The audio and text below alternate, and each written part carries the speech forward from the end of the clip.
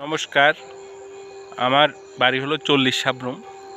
আমরা এখন তিপ্রা মাথা পার্টি করি। বোবাক রাখি জয়, তিপ্রা মাথা জয়। তো অনেকজন বলছে যে আমরা এখানে ক্যান্ডিডেট দেইনি, এত লাফালাফি করছি কেন? হ্যাঁ, ভালো একটা যুক্তিসঙ্গত কথা বলেছেন।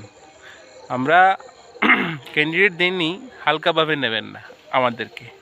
আপনাদের যে জয়টা আমাদের উপরে ডিপেন্ড করবে।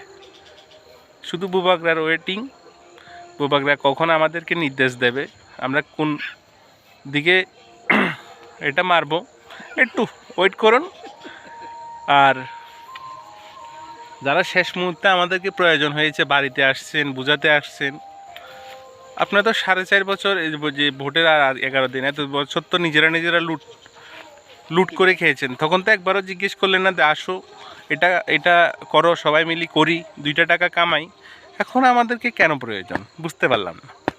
আবার তো ছুঁড়ে ফেলে দেবেন, ইউজ অ্যান্ড থ্রো।